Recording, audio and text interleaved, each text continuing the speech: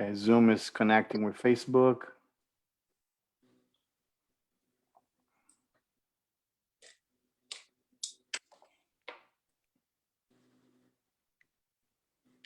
I think we're now live on Facebook. I believe so. Although I can't see the screen here very well, I am not too sure what's going to happen from this point forward, but I'm hoping it's working. Hello, everybody. This is John Correa. I am the new podcaster. I am trying to reach out to those that are interested in real estate. I am trying to develop this consulting platform that is live and ready to answer all your questions. The purpose is to obviously bring up the audience, stay up to par with the new millennial era of podcasting and live shows. Okay, so today I have a pretty interesting day for everybody here, and I'd like to obviously share with everybody our program. And as we go, I'm hoping that more of you will tune in. And if you do have questions, please go ahead and always put your comments online and let us know what you have in mind. Okay. Again, this show here is once a week, every Wednesday at noon, and we're looking for guests every week. We're going to have one guest, one special guest that's going to tune in, be interviewed, and be part of the show. And we will be answering your questions through the program. Okay. To get started here, I wanted to go back in a couple of things. Okay. So again, this show is about real estate, nothing but real estate, but we may be also adding a couple of things that may seem like it is not in real estate, but it will kind of tie it in together eventually. Okay. But thanks for tuning in. Do know that your subscription to my YouTube channel is very important to me. Just look for me, João Carlos Correa, or John Canali, or John Correa. I mean, I have multiple names out there. I know it's crazy. But subscribe down here by clicking that ring, bam, bam, bam, bam, bam, you know what I'm saying? And then put a thumbs up here if you like it, or a thumbs down if you don't. But if you do put a thumbs down, man, it's always good to get your feedback on that. Please put a comment here anywhere. Tell me what you don't like, what you dislike. It's always good to have criticism in the show as well, so we can do this better for you next time. Okay. I'm going to go ahead and start by saying a couple of things here. Okay. And I'm going to show you a few slides through the day, and that will kind of give you a little bit of image for you to feed on. Okay. But anyways, I'm going to start off by saying, by showing you my logo here. And again, by no means this is sponsored by anyone. This is all self-sponsored, okay? But, you know, I am with Around Town Properties. I'm a real estate agent here in Houston, Texas. So I'm licensed in Texas. I can sell it anywhere as long as I'm part of the association of that region, okay?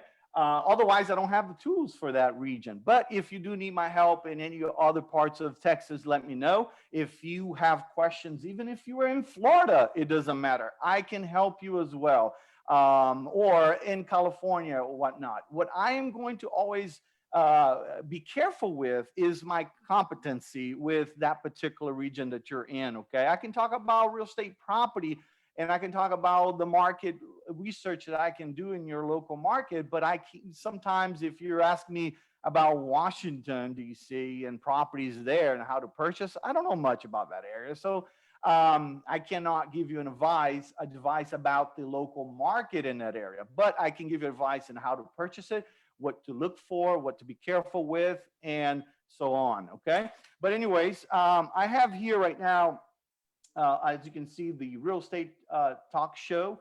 Around Town Properties is the company I have my license with, and I am ready to go forward with this. Let me take out this real quick, and we'll stop sharing for a second. All right, guys, everybody.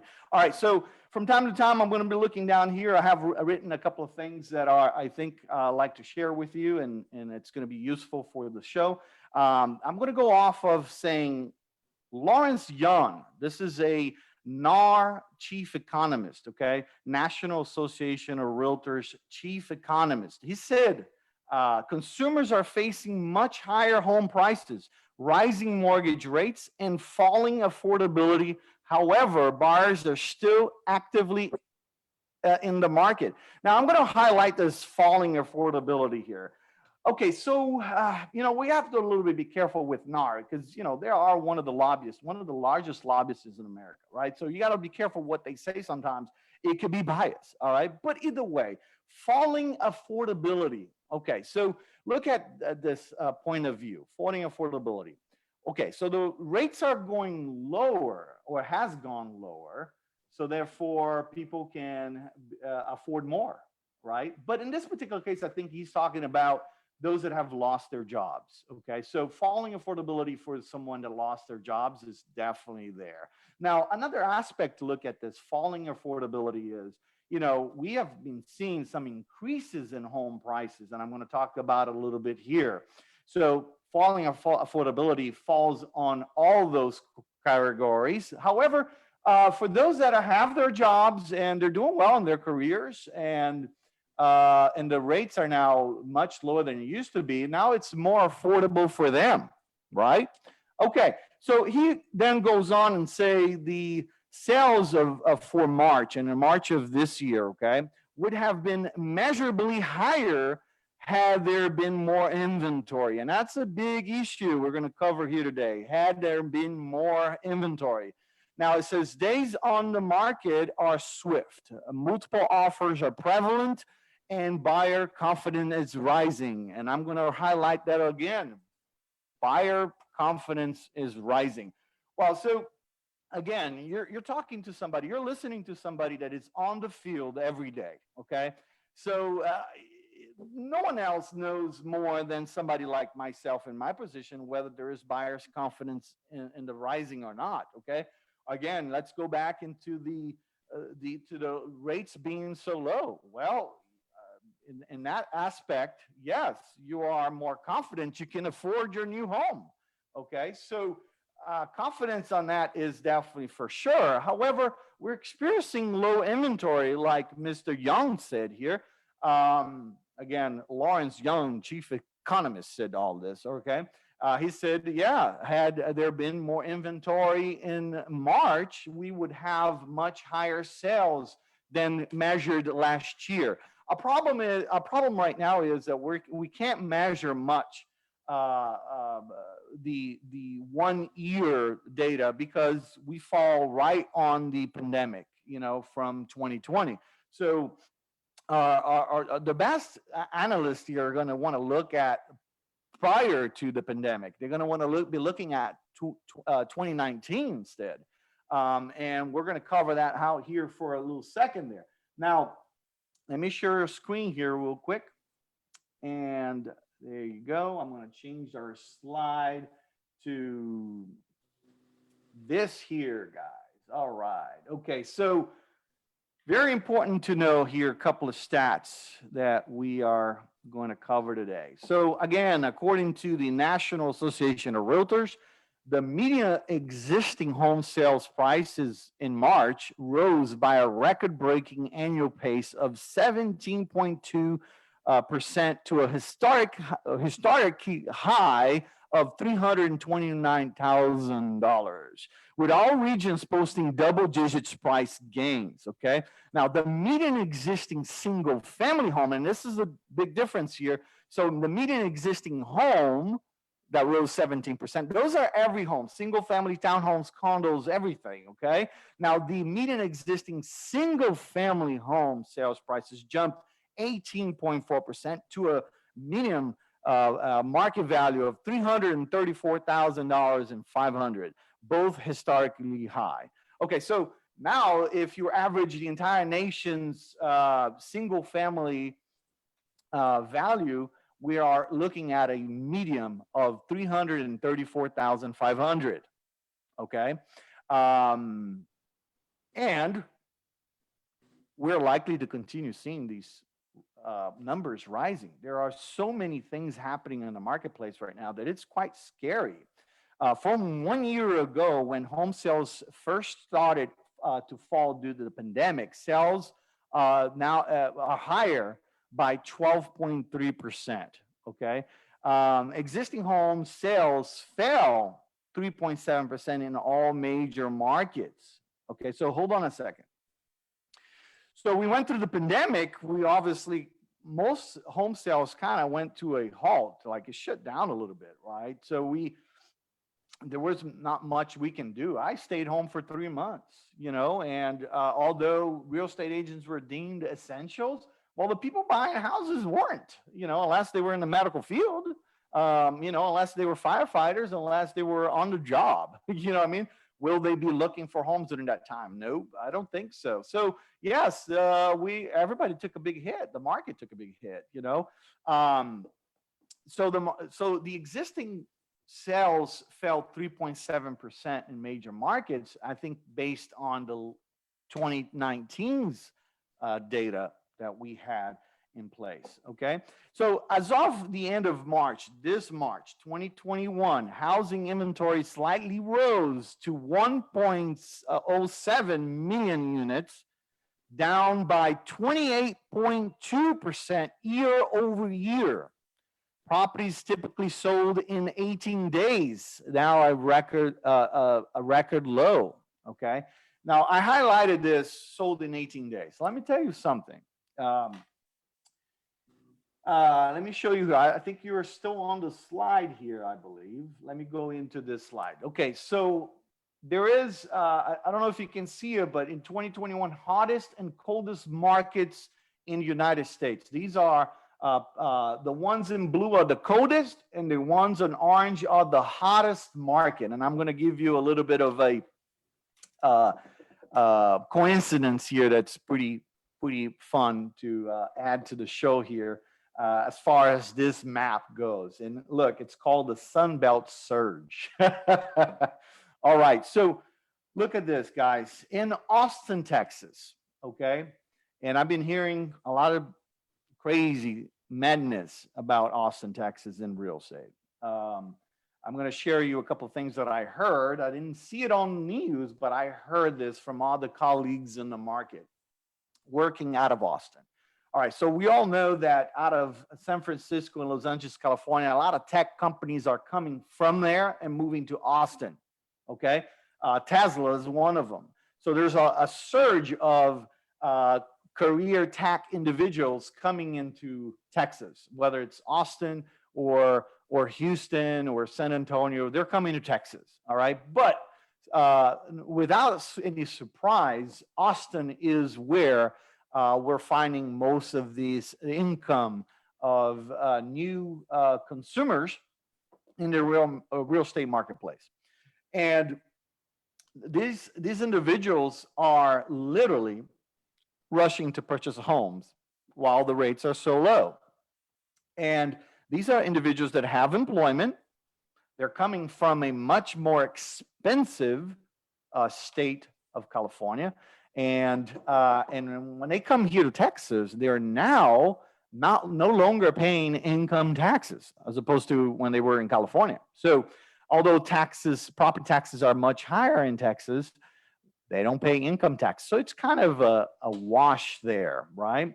And anyway, so going back to the 18 days on the market here, okay, which is crazy. I honestly think the best scenario is where my buyers, or your buyers, if you're in real estate, have their time. They have at least 30 days to look at a home and not be forced to jump on something because there are people right next to you trying to outbid you, or that home is not going to last a couple of days on the market. I think it's outrageous. I, as a consumer, which I am one, obviously, don't like it. I don't like it at all. I think we should all have the proper time to evaluate the location, the home that we're in. But now in Texas, at least, the contracts here do give you a window for you to do the property inspections that you should all do in your home before you purchase it. And that is after you're already under contract, okay? So people are rushing to get themselves into contract, okay? And then utilizing this option period to do the inspections, okay? So there is a margin of risk involved with that because it is a time-sensitive period. And things could still go wrong. But either way, what's happening in Austin, man? Let me put a picture for you. Picture this: you come in to see your home. You just arrived, parked your car in the driveway, or not in the driveway, on the curb, because the driveway is full of cars already. It could be the owners are still in the house, or it could be other people that got there first. Okay. Um, you pull up, your realtor's waiting for you. Hopefully, if he's not, then he's late. But you pull up and you talk to your realtor. Your realtor's going to approach you and tell you, listen, there's other agents inside this home with their buyers and they're looking at it. Okay. So for the longest time in the industry, at least me and my team, we believe that, we want to show a house to our clients, and we want no audience other than our own clients. Okay. So we want to be present with no one else. Okay. So we want to walk that home with comfortness. Okay. We can speak, talk, and give our own thoughts over that home without anyone else interrupting or dropping an ear in it. Okay. That's particularly because we're going into possibly a negotiation scenario. The information we share with one another can be beneficial or negative to your negotiation um, uh, uh, power, yes, for lack of a better word. But anyways, so look at this scenario. So what's been happening in Austin is that you pull up to a house, there are multiple buyers there waiting to see that house. And what happened in a couple of situations, these buyers are getting angry because they can't find any other home. So they're literally trying to see this house so they can rush out of there and put an offer in it. So what's been happening is they've been fighting right at the front of this house. Like one buyer arguing with the other. No, this is mine. No, no, no, this is mine. No, no, no, no. I'm first here. I'm going to see the house move. And the agents are like, but I have an appointment. You're breaking the appointment. And all rushing to see who is going to see this house first. And then there were a few altercations that happened during this time, and to a situation where I believe another listing had to call the cops, or neighbors calling the cops, and they're showing up to kind of calm things down over there. So that's crazy. And here in Houston, much similar than Austin, the homes have not lasted more than one day on the market. Guys, listen to this. Not less than more than one day. We have homes that have gone in the marketplace, and by the end of that same day, it's already have multiple offers. Uh, that's crazy. So it's a great place to be when you're an agent. It really is. You have a ton of agents that have no experience, which is okay. You know, Everybody has the opportunity to become a real estate agent if you pass the course, if you know the basics. And I understand you're looking to build your career and make money and support your family. So there's nothing wrong with that. But there is a lot of unexperienced agents that come in and they look amazing when they list their home on the market and they sell it in less than one day. So it's a great time for you to look like you're a badass of real estate. I'll tell you that. Great market to be if you are a listing agent. However, if you are a buyer's agent, oh my God. I mean, I know my colleagues and I, as a buyer's agent, we are in a weird spot in the marketplace. It's hard. It's really hard.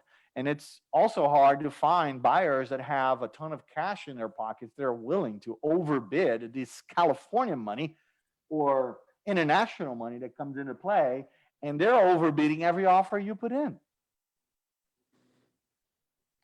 Every offer. So when a couple of years back, you put an offer in and you're expecting maybe 2 or 3 more offers coming in, and you want to be aggressive, pay a little bit above market value, you're going to get that house. Right now, you're doubling your market value, basically.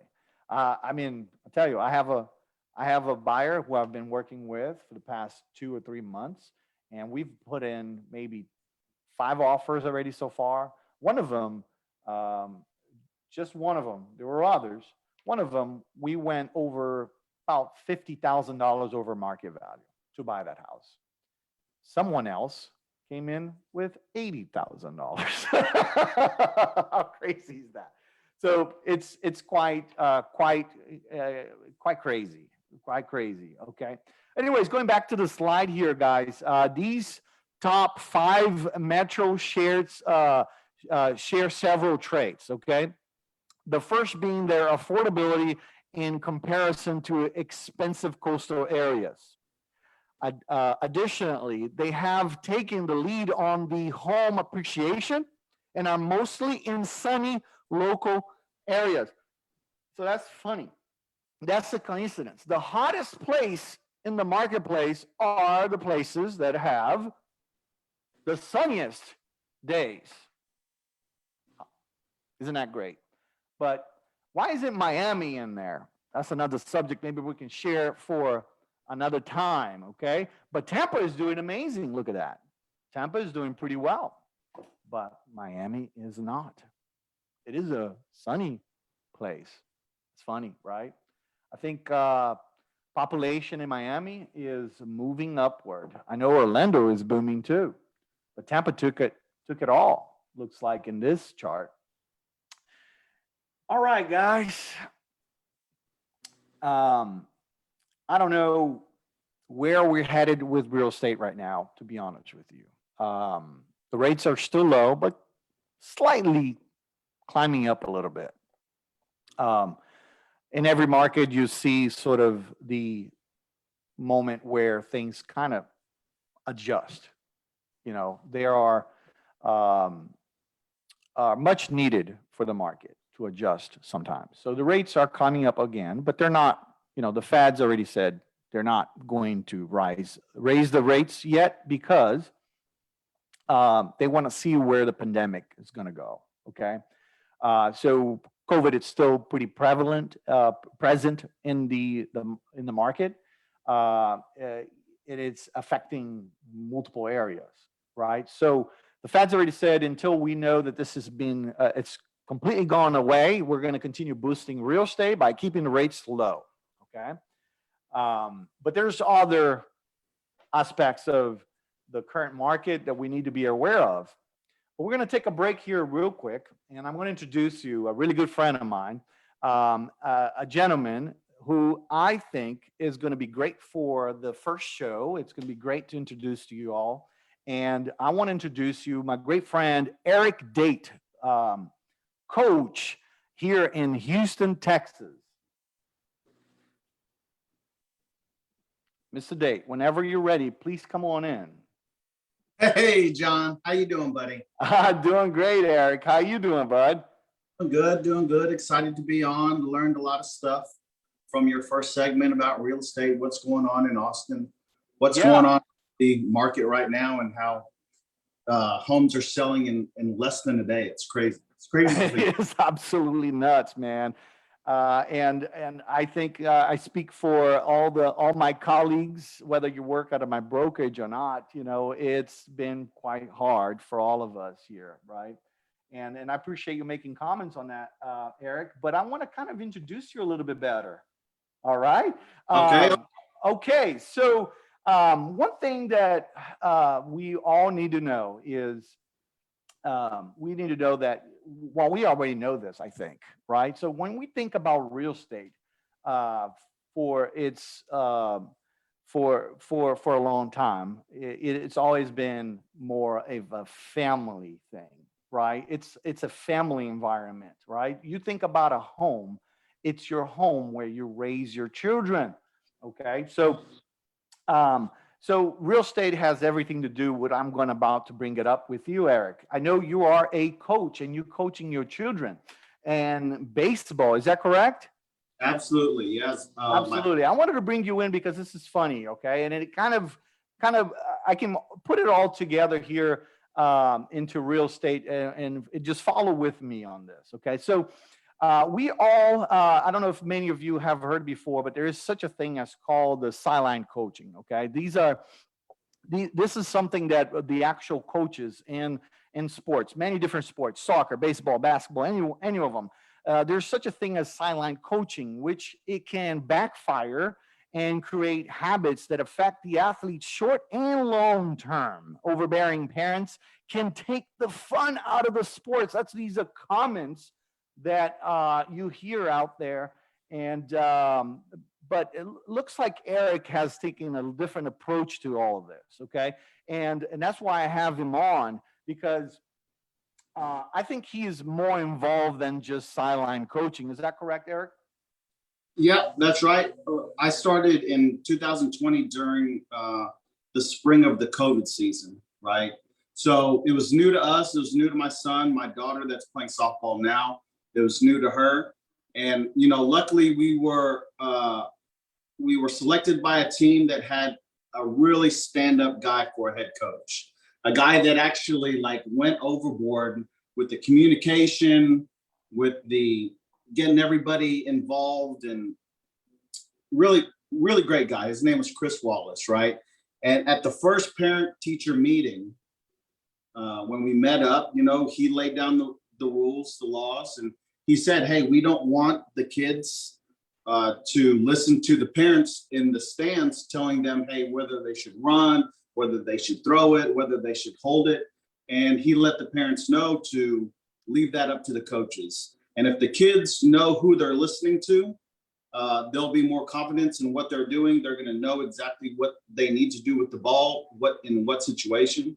So taking the approach of having that talk with the parents right off the bat, in my opinion, is the way that a coach should approach getting rid of the sideline coaches. Getting rid of the sideline coaches. I got you.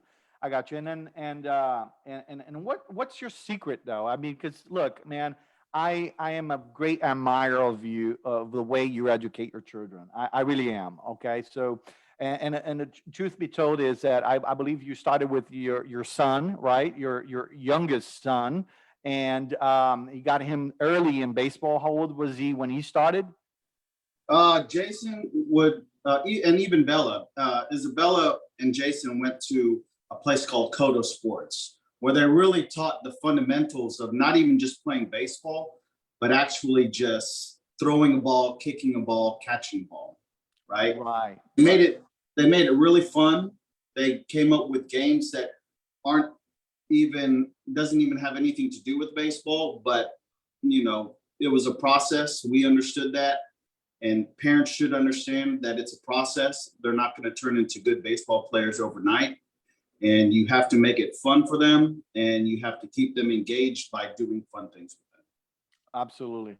Yeah, I think you took a next level approach into this whole coaching your children situation. I think all parents should have the enthusiasm to put kids into sports early on and approach it very seriously, but not too serious where you're taking away the whole fun of being part of the sports, right? And like I was saying, I'm a great admirer of you, and I'm going to share a couple of things here just to bring it up. I'm going to share a couple of slides that I had put together for you, and you can see here the sideline coaching thing that looks like this is a little bit funny. Can you see that, Eric? Oh yeah, hey, you remember this movie? It was actually a soccer movie. And you got Will Ferrell in the back there yelling at the kids, go, go, go. So that's actually, actually true. That happens quite often, doesn't it? Out there where the parents are screaming their lungs out to their kids. And the little they know, they're embarrassing the children, and two, they're adding nothing to the game. Hey, you know what? They think that they're helping. So their heart is in the right place, but everybody is kind of knowing that it's not really helping their kid, not really helping their team. But in a lot of cases, their heart is in the right place. They're trying to tell them what they think is best for the play at that time. And we were just in a tournament in Texas City, and I mean, this happens every single game where, parents want to be involved, and if they see an opportunity to go from first base to second base, they'll tell their son to go. But the disciplined teams will listen to their first base or third base coach, and it's really not, it doesn't affect the game as much if you have a disciplined team. Right, right. And that we all know that's probably real hard to get, right? I know that these select teams and these coaching organizations out there, they do their best, and they do castings, right? They do tryouts before they add anybody into the games. Is that correct? How's that work, Eric? 100%. Yeah, there's assessments, there's tryouts, and in my opinion, there's three types of leagues. There's league ball, there's daddy ball, and there's select team. And nothing is wrong with any of those. But you do have to know what you're going after if you want to go after a select team, and you got to know what that entails in being a part of a select team, whether it's dedication, it's taking these trips to Beaumont or Dallas or Texas City for long weekends. And then league ball and daddy ball, there's nothing wrong with that. And really, it's about at what stage is your player, your kid, what league is right for them at that point in time, according to their skill level. Because a lot of people want to jump up to select, but they don't really know what it really entails. And like I said, there's nothing wrong with daddy ball. There's nothing wrong with league ball, but the parents have to know what they're getting into and what they're expecting from the team and expecting the growth of their player. Absolutely. So you got to be well-rounded and not just focus on your child, but also put your children on a team so that for the benefit of the entire team, basically, right? Exactly. So be aware of that as well. Sometimes, I mean, it's tough to realize that your child is not the top athlete in that field. I think if you're a coach, and correct me if I'm wrong here, we have to be able to identify the best traits of that one child, right? What are they good at, in that sport? Where are they going to be most effective in the field? And as a parent, I know it's difficult, but you kind of have to know this. You got to know how good is your child right now. Yes, you want him to get better, so give him the tough things. But then again, everybody in that team wants to win a championship. So everybody's effort needs to be well distributed, and so for the better of the team. Is that correct? Am I off base here at all? No, look, in select ball, the head coach has tough decisions to make, tough conversations to make at the end of the season, at the beginning of the seasons. My son Jason, in the last couple seasons, he's been one of the top guys on the team. So he went into the select team as one of the top players, right? And there was things that we worked on. There was things that he needed to learn more. And there was another kid that was a little bit, had a little bit higher of an IQ on the position that Jason played, which was second base. And hey, sometimes you got to take your hat off and say, hey, he's a little bit better. He knows what to do with the ball. We're going to continue to work at it. And, and then we can split time. Does that mean that my son's going to play in the outfield? No, absolutely not. On our team, all the kids on our team practice infield, outfield, every position. And, at the end of the day, the best kid, the best player wins the job. And Right. Some parents can accept that, some people can't. And that's Right. just the truth of the matter. Now, for the audience out there that do have kids and have been thinking about putting them in sports, one thing to understand it's not an easy schedule. So I hear from you. I kind of know what you go through a little bit. And I know that most of the weekends are taken, right? You have a lot of money invested in it, a lot of time through the week for training and practices. And you have to, make sure you have the time. Luckily, luckily for the children, for instance, your children, they have a dad like yourself that put aside a lot of time to dedication towards their betterment, right? So you believe strong on that, and I know you do. And a lot of times parents don't have that kind of time because they're focused at work. They're in a career path that takes most of their times. And then Saturday and Sunday comes along. What do they want to do? They want to take care of their home because it's lacking maintenance. You got to cut the yard. Or you just want to lay on the couch and vegetate for a little while. You know what I'm saying? Nothing wrong with that. But then you have children. And if I'm not mistaken, some of these weekends you're looking at maybe 6, 7, or 8 games, right? Yeah, that's correct. And it takes over like Saturday and Sunday? Saturday and Sunday. But look at it this way. If you're playing 6 to 7 games on a weekend, you're doing pretty good and you're probably making it to a championship game. Right? Very good. Very good. And these people that have dedicated their weekends to allowing their kid to play a sport, honestly, you're only going to be able to do this one time in your life. Before I know it, my daughter's going to be 16 years old, driving around, not playing softball. When I look and say, hey, man, I wish I would have put her in softball, I probably would have. But luckily, I have the time and I have the energy to and the desire to want to be there during the weekends and take care of all this and be there for them because I know it's so. It's a lot of dedication. It's a lot of dedication from parents that are wanting to better their children and athletes. I know it's not everybody's fault when they can't do it, but some of you need to get out of your couches and get on it, man. Make your kids do whatever they can. And honestly, I don't want to sound hypocrite because I'm one of those parents that either don't have time, or when I do, I'm really trying to just relax. You know what I mean? But don't want to sound a hypocrite, but there's a lot of things that I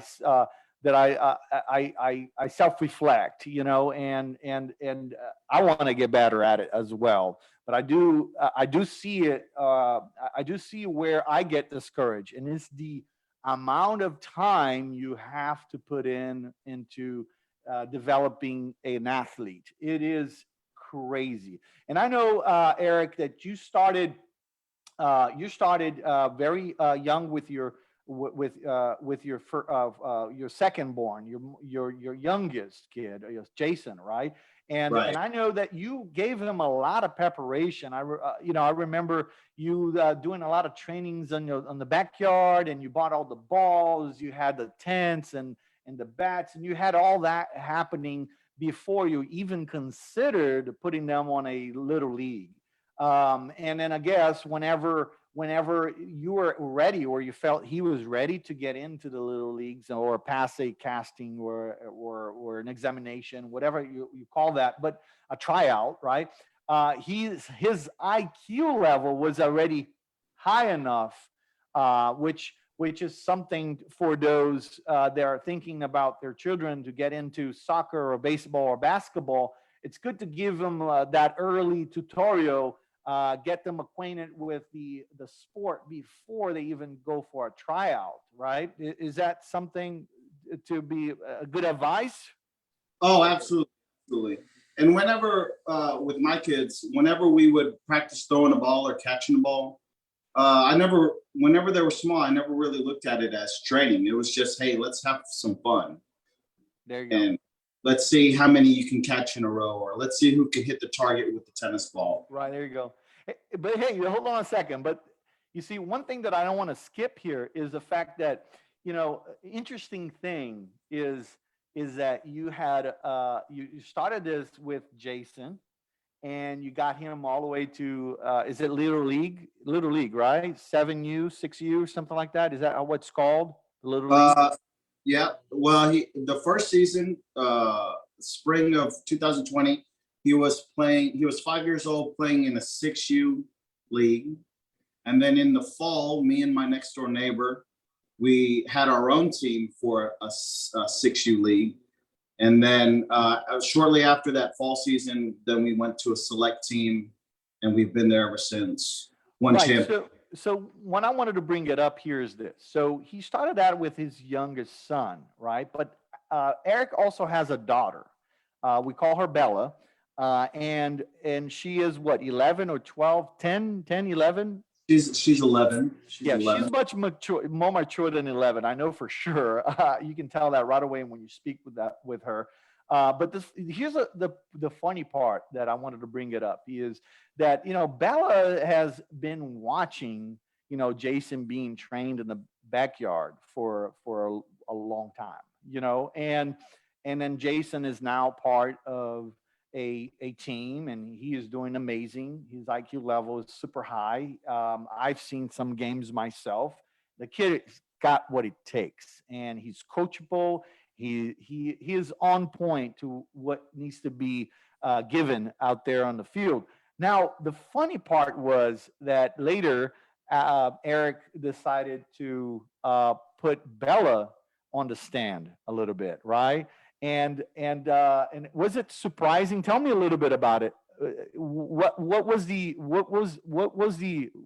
your feeling? What would you had when you saw Bella first playing softball? Okay.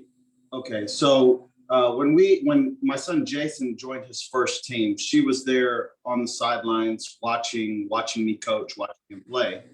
So she was able to pick up on a lot of the rules, what you're supposed to do in certain situations.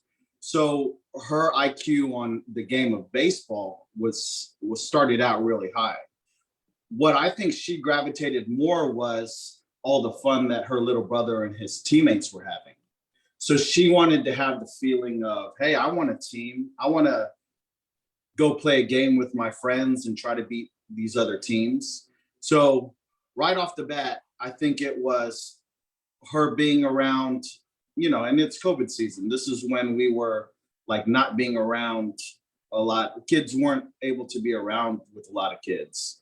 So that really sparked it for her. We put her in a tryout, and I think she was ranked the #1 player of the assessments, which is a great accomplishment for the family because she's never played. She's just learned from what we've taught her in the backyard and then watching her brother play. But she can really hit the ball. She's a natural athlete and a natural softball player. Right, and that's what I think I'm gathering from this. She's been watching in the sidelines, like as you put it, and it was quite amazing to see her showing her skills right off the bat. Let me share this one. I think you can see this. This is her playing. I think this is it. This is her playing this weekend.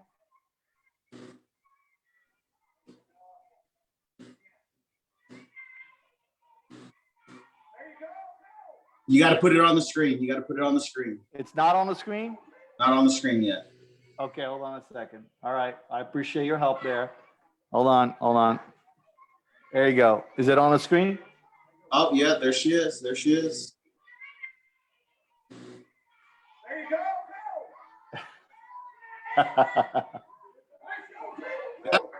Isn't that amazing? I mean, I know that there are definitely some proud moments for both of your children, and I can't wait to have the same feeling in sports. My kids do taekwondo, and then COVID they stopped.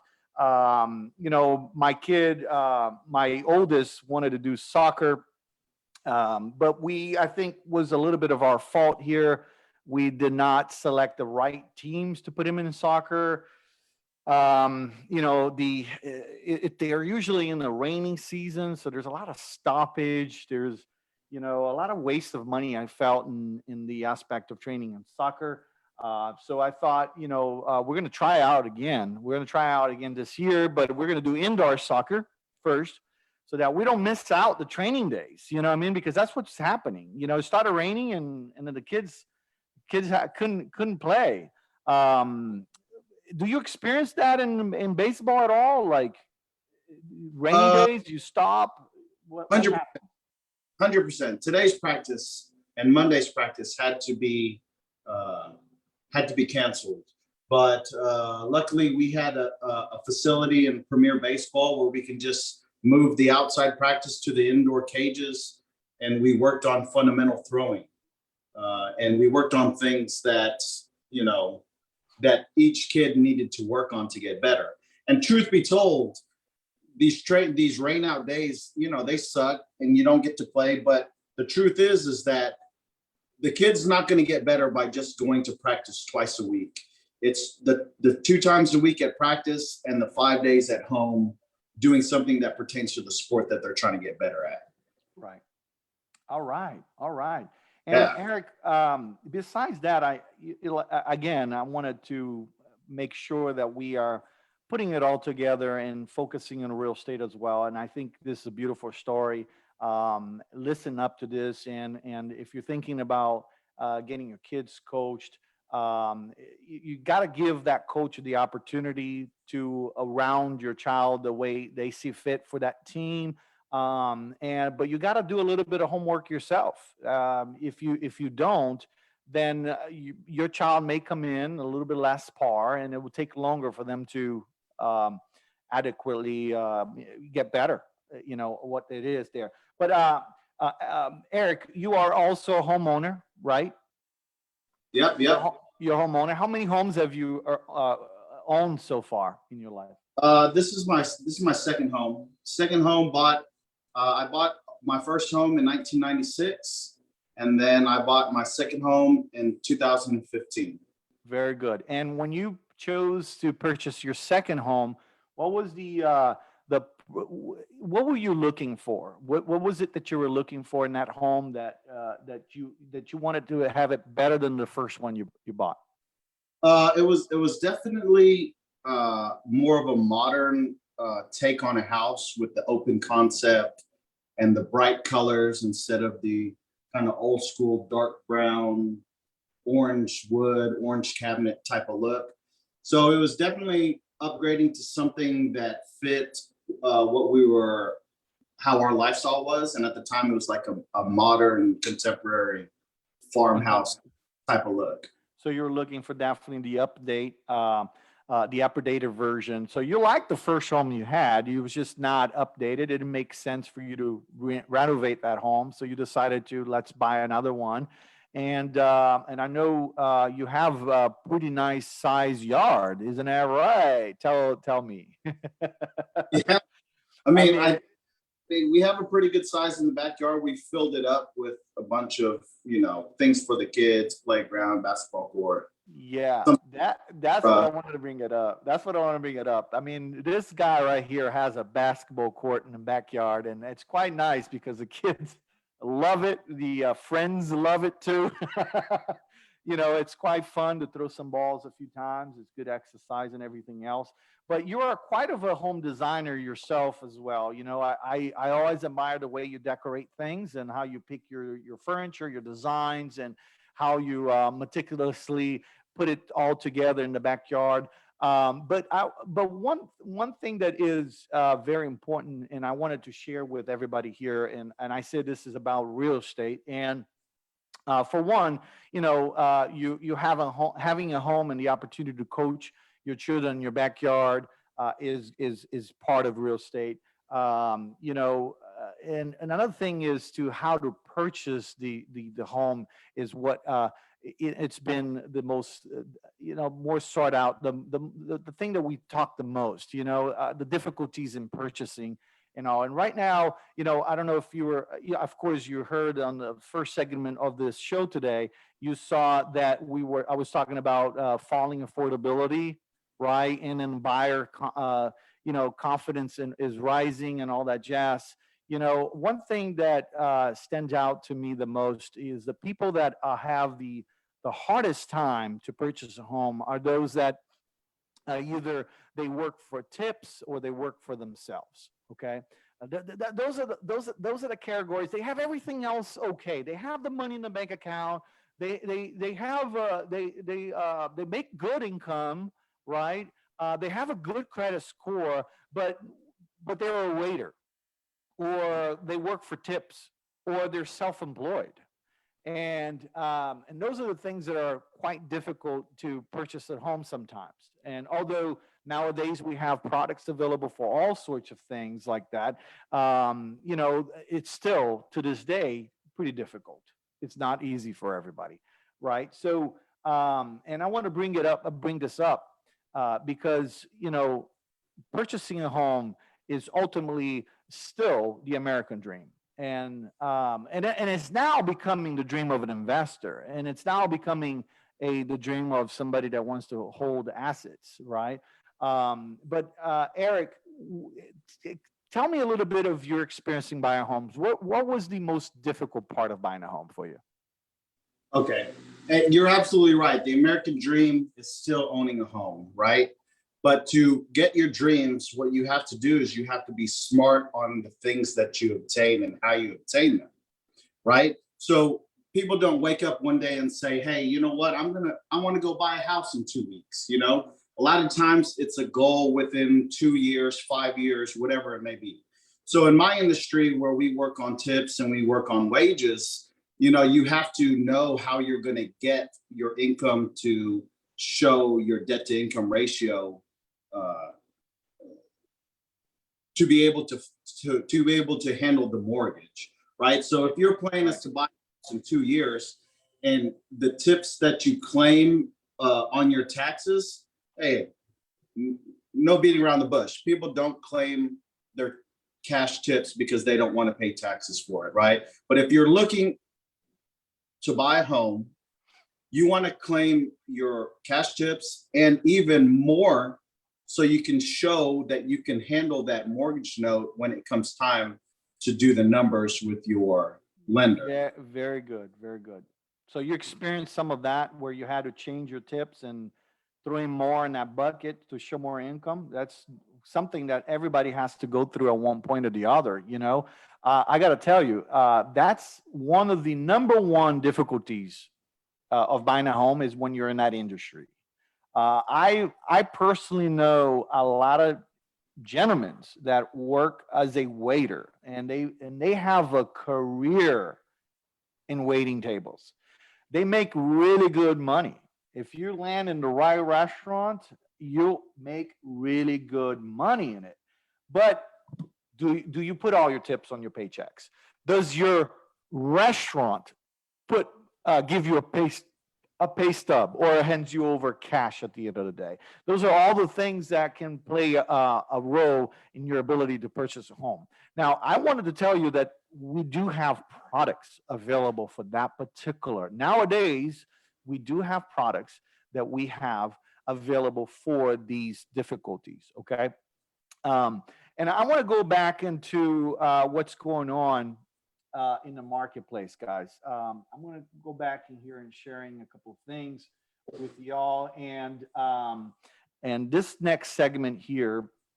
Stay with me, Eric. I think we're going to, just bounce back a few thoughts over what's going on here, and I'm ready to share here in a second. Let's go take a look at it real quick. All right. What an ugly picture.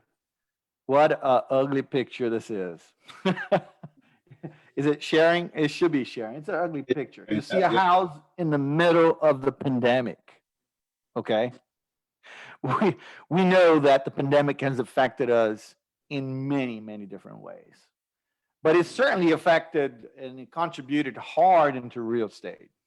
It absolutely did.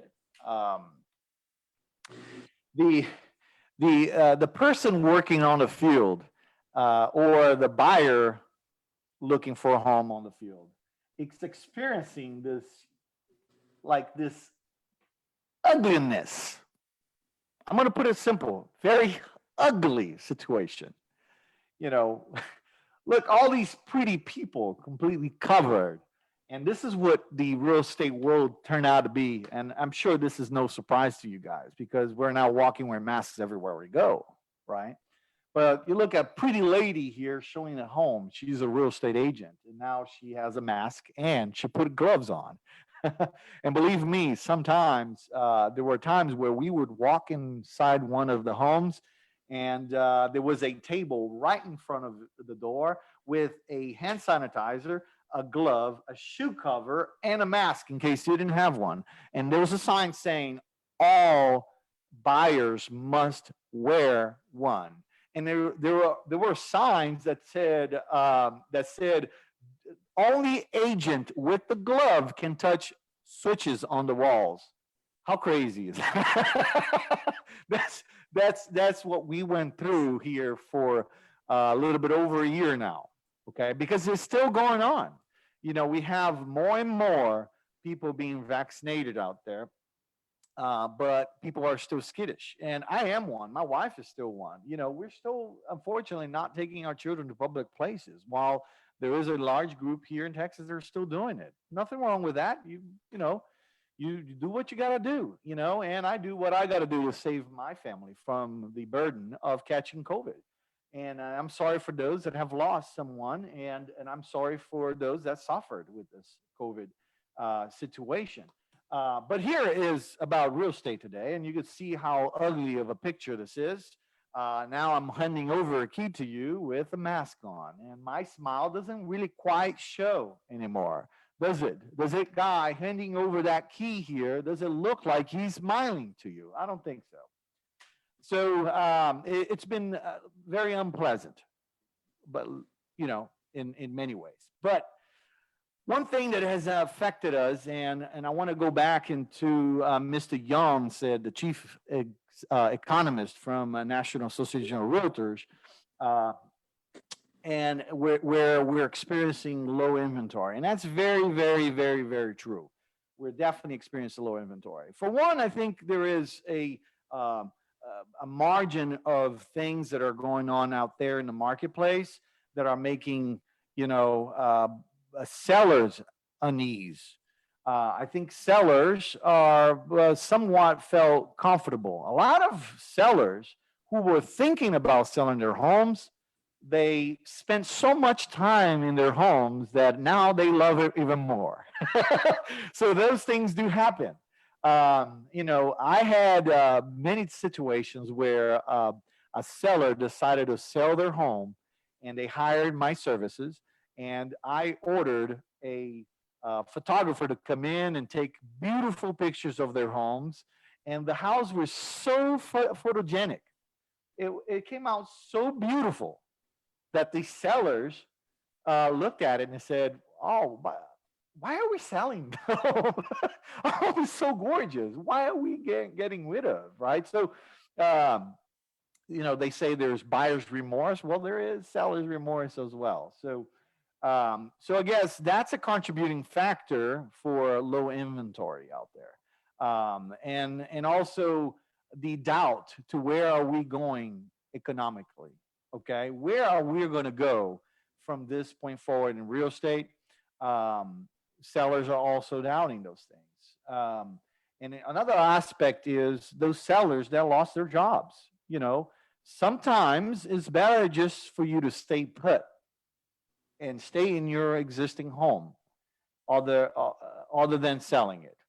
Obviously, you should always consult your financial consultant or a real estate agent that can give you a broader understanding of that decision making. You want to make sure that you are doing the right thing. You lost your job. Should I sell your home?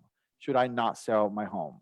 Those are the things that you need to consult somebody. Don't make that decision on your own. Please do not. Okay. Of course, ask a professional. You're asking friends sometimes is a little bit embarrassing. Ask a professional, somebody that understands the marketplace and understands the situation that you're going through, because he dealt with people in the same boat that you did, that you're going through right now. I mean, some agents have gone and experienced the same thing themselves. I'm going to power my unit here real quick, guys. Hold on. I just noticed I'm running out of power.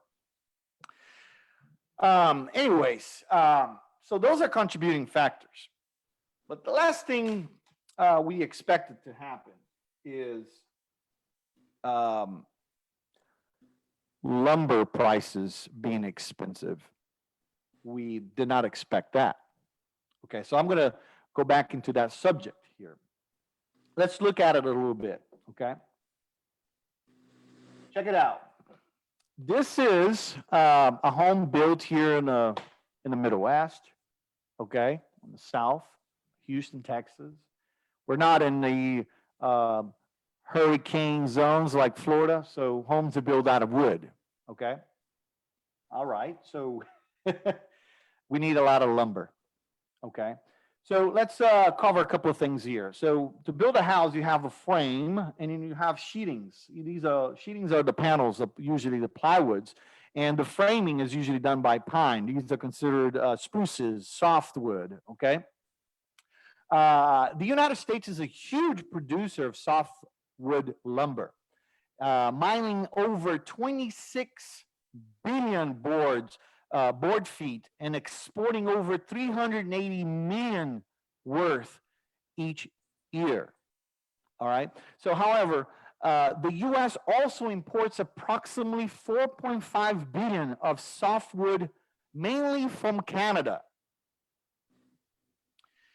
The U.S. manufactures and exports its fair share of these products, but primarily imports from Canada, Brazil, and Chile for its national distribution. So this is a good point here. So America has its own mills and produces in the U.S. land close to 26 billion board feet of softwood. But he also is in the business of trading, so he exports $380 billion worth of it, worth of it outside. So what happens through the pandemic? This is not just in the lumber side. Michelin had to shut down their manufacturing of tires for several months. Therefore, you can't even find certain sizes. You can't find certain sizes of tires out there. Same thing they claim happened with lumber. A lot of these mill workers were placed in leaves. They shut down the operations because COVID was around and people were getting sick. So a less production of wood was being made here in the U.S. And the same can be said about Canada, Chile, and especially Brazil. I mean, they're still pretty bad out there in Brazil. So I'm not sure if the shortage in lumber in the marketplace, or not the shortage, because honestly, I don't feel like there's a shortage, to be honest with you. You go to Home Depot and you see the shelves are in the rims and up to the rims, and I don't feel like there's a shortage, but the prices, however, have definitely climbed up quite a bit. Okay. Now, when it comes down to hardwood, those are the wood you use more for floorings and moldings and whatnot. And while much of the wood flooring and molding used in homes is made from softwood grown in the U.S. and in Canada, a large portion is hardwood, and it's made outside of America or Canada even. The forest product exports in the U.S., including, this is by the trading, this is a little bit on the trading war here, guys, okay? And a little bit of business insight for you. Forest product exports in the U.S., including logs and lumber, were valued at $9.6 billion in 2018, according to the USDA. Okay, forest products are the third leading U.S. agricultural export sector after soybeans and corn. In 2018, China accounted for nearly $3 billion of U.S. forest product exports. All right, so pause a little bit here. Okay. I want you guys to understand what happens here. Okay. America and Canada produces softwood, produces hardwood too, a good 32% of hardwood. Okay. Those spruces, the typical 2x4, okay, those, or the softwood, whatever, in blocks, whatever it is, those get exported to China. We sell it to China And then China goes and take those woods and they make furniture, IKEA. Okay. And then China sells it back to the consumers of those furnitures, US, Canada, South America, whatever, Europe. So it's pretty interesting if you didn't know about this. So we make the wood here, we export it to China, and then China sells it back to us made into furniture. Okay, so again, the US sells logs and lumber to China. China uses the logs and lumber to produce finished wood products such as furniture and hardwood flooring, and China exports these finished wood products to the world. The US market is leading destination for these exports. So, and we all know that's been a trading war going on with China with the tariffs going up. And now we have less workmanship on producing lumber. And the price of lumber has skyrocketed. Like it has gone up to the point where I don't see any return just because check this out. So Hurricane Harvey came to town back in 2017 or 16. I think it was 2016 or 17. I forget. But anyways, we saw a hike in lumber prices of 30%. Okay. Well, because a lot of homes got damaged and they took advantage of that. High demand, prices went up. Did the prices ever went down? Nope. And this is pre-pandemic. Okay. So according to the Business Insider, the price of lumber has increased by more than 252% since before the pandemic. 252%. And are saying, am I still sharing the screen? I am. This is where the top lumber producing states are from. This is the lumber being carried around. I think I skipped. I should have been moving these slides a little bit earlier. Now I'm a little bit ahead of the slides. And see, this is where the trading war is. And forgive me because I get carried away on talking. I'll get better at it. But this is where I wanted to get to it. Okay. So saying, so we're saying here that lumber prices rose throughout 2020 as mills were forced to close or scale down operations. And there's a bunch of political things being attacking the current administration, politics attacking the previous administration because of the tariffs. And at the end of the day, the fact checkers out there are really coming down to the price increases being that these mills have lack of workmanship. And one of the things that's happening right now, and you probably see it on CNN, Fox News, wherever you feed yourself in politics nowadays, they're saying that there's a lot of people that got laid off and are in unemployment right now, and they're earning a pretty good amount of money just by staying home. So, and a lot of those people that left the lumber mills job, they maybe found another job outside of that same spectrum. So now they have a shortage of employment and workers in the lumber sector. Okay. So about $800 per 1,000 board feet last week was the closing price last week, basically. $800 per 1,000 board feet. I mean, Eric, I know you turn off your camera. You're probably moving around there, but you probably seen this. You know, you go to Home Depot back a couple of months back, or maybe, well, we haven't gone to Home Depot all that much in 2020. Maybe we did. I whatever. But I know in 2019 or years before that, you go to Home Depot and you want to buy a 2x4. What was the price per spruce? You know what? I can't recall. You can't recall. I can't recall, but you know what? From building my own pergola in the backyard, lumber, the the price of the material that I paid building my own pergola, 20 by 16, was about $1,100 in lumber, which I think if I were to buy it now, it would be about $4,500.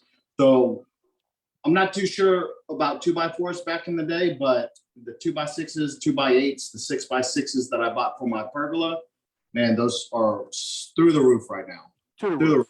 roof. I wouldn't build my own pergola right now if at those prices. Wow. So at one moment in my lifetime, I worked for a company called Ace Hardware down in now called Silver Paint. Some of you guys may heard of in the beach in 71st Street in Miami. So I have my fair share of experience in selling 2x4s. And I got to tell you this. I remember when we were selling 2x4s at $2, $2.99, $4 if it was treated. Now go buy one 2x4 by 6 right now is at $10. At $10. So it's outrageous. And like I was saying before, if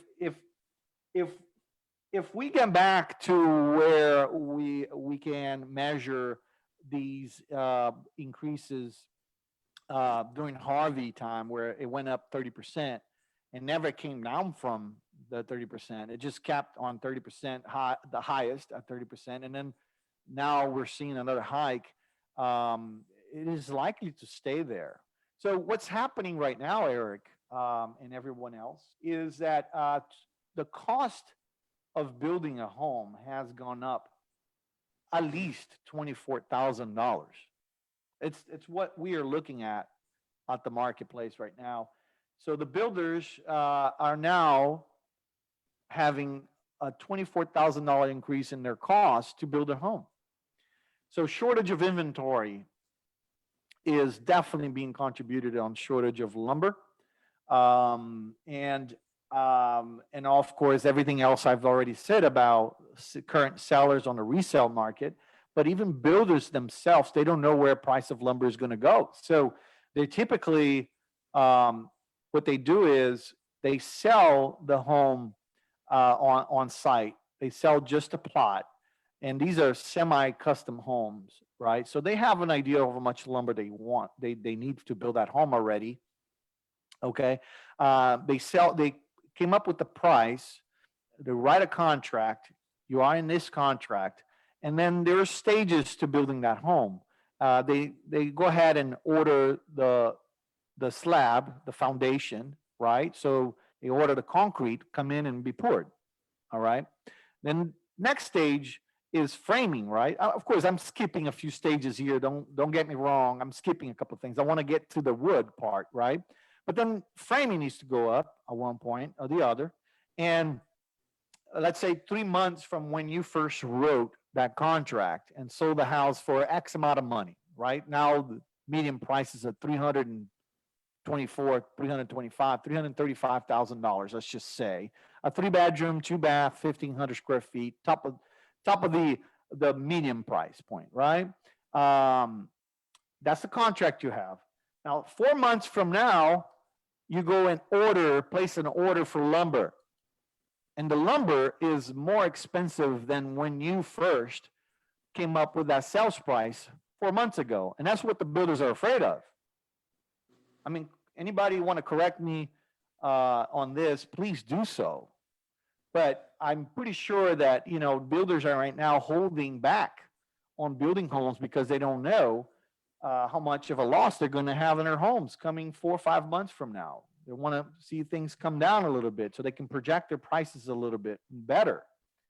They have to price their homes within the market value. So you don't run into appraisal issues. So the U.S. product exports as of August of 2020 had dropped by more than $670 million overall dollars, by the way, with exports to China down by more than 100 million. So we're seeing that the trading war with China has definitely contributed to this. But my takeaway from this is for you to stay calm. Keep calm and save the trees. Save the trees, guys. And what we're probably going to start looking at here, Eric, and I think you're going to enjoy this part of the podcast. And I'm about to end it here. It's gone over a little bit, an hour here, and and I didn't think it was going to get that bad. But I'm saying this because I've been seeing more and more talks about building a home out of recycle material instead of actually using lumber and killing trees. Why not? Would you believe, Eric, would you buy one of these homes?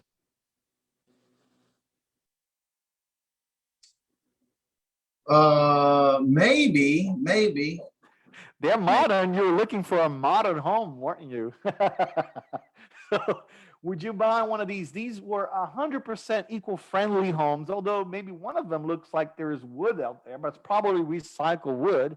But they're all eco-friendly homes, and they were built with no wood.